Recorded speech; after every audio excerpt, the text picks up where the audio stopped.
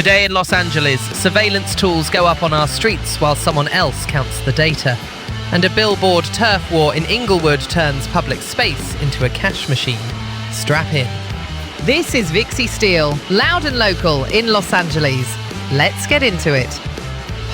First up, controversy over license plate readers exploding again. LAPD wants more flock safety cameras. The Bureau of Street Lighting is the one bolting them up. And community groups are saying, hold on, where the hell is the transparency?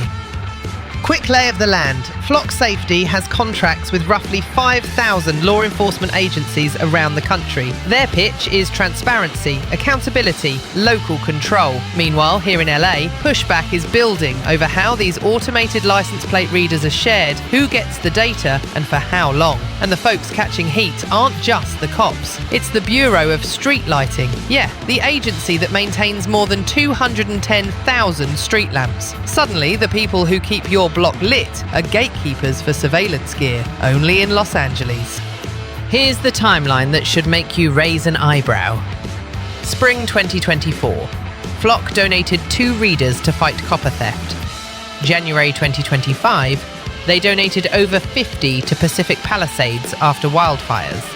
Then March 2026, the Police Commission called for an audit of how LAPD is using this whole setup. Donations, then expansion, then audit. That arc says everything about how tech gets embedded before the public even gets a straight answer. Look, safety matters. You catch a hit and run, you stop a string of thefts, nobody's mad about solving crimes. But the fight here isn't whether cameras exist, it's whose rules they run on. California laws allow certain data sharing, that's the baseline. But what are LAPD's specific guardrails? Retention windows? Who gets access and when? Is there an easy public log that shows which agency pulled what data? Do we have independent audits, not just an internal PDF no one reads? And if the Bureau of Street Lighting is the installer, where's their playbook on vetting sites, notifying residents, and measuring impact beyond vibes? Because here's the mess.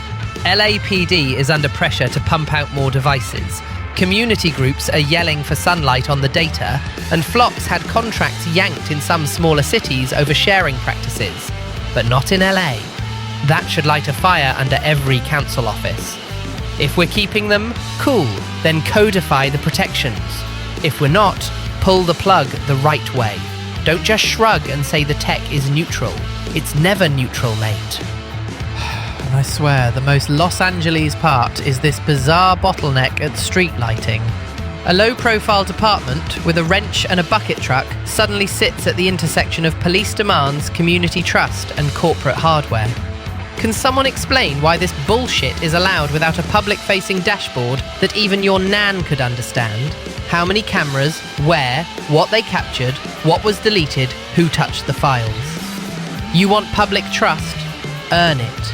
Don't hand-wave behind a blue curtain with buzzwords. Bottom line, safety and privacy aren't enemies. They're co-workers. You set bright rules, you post them, you audit them, you let people complain and you fix what's broken. Transparency first, or get your damned cameras off our poles.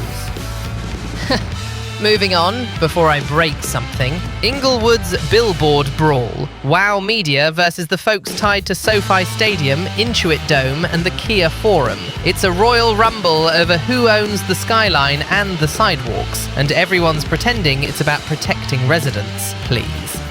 Here's the setup. The city gave Wow Media an exclusive deal last year to build and run more than 100 digital billboards. It's a partnership that could be worth tens of millions to Inglewood. Stadium-linked businesses do not love that, so they're backing what they call a billboard blight initiative to rip up Wow's exclusive. Meanwhile, Wow fires back with ballot moves of their own, pushing caps on stadium parking and higher ticket taxes. 2 heavyweight coalitions, not exactly mom and pop, racing to the November ballot, both wrapped in a community-first bow. Unbelievable, but not surprising. Financial stakes.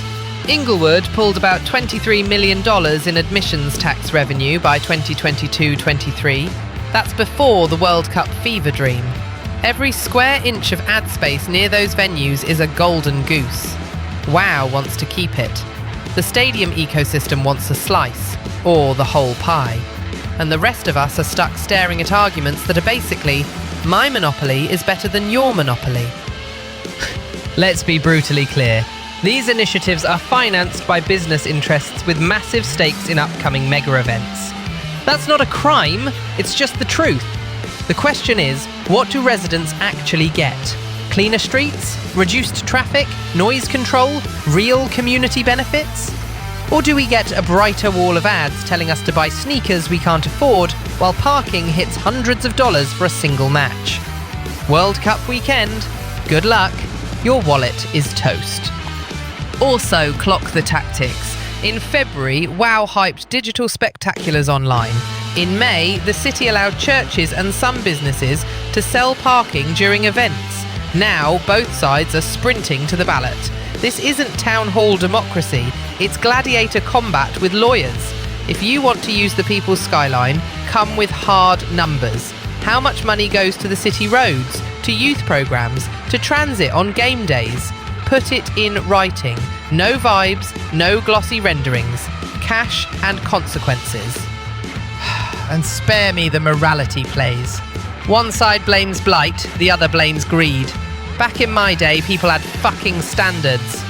If you're taking over an intersection with a screen the size of a bus depot, show me the dimming schedule, the accident data, the energy use, the revenue split, the local jobs. If you're tying your brand to stadium magic, stop price gouging on parking like it's a hostage situation. Residents are not ATMs with eyes. I mean, this city is a masterclass in selling the same 5 blocks 3 different times and asking the public to cheer. First to a developer, then to a tech vendor, then to an events machine. And when the bill lands, somehow it's on the neighbourhood. I've had it with this fucking nonsense. If you want the skyline, you pay rent to the people who live under it. If you want surveillance, you answer to the people you're scanning. Simple as that.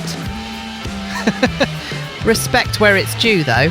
If either camp actually brings a plan that caps prices, funds transit on event nights and reports billboard revenue in a plain English dashboard, hell yeah. Now we're talking. This is the good shit right here. You show your map, you get your flowers. But if it's more smoke and mirrors, I don't make the rules, but I do enforce them. Public space belongs to the public. Get in line. And that's today's dose of reality from Loud and Local with Vixie Steele in Los Angeles. Think hard about who controls your streets, your data, your skyline. Tune in tomorrow. Bring a spine.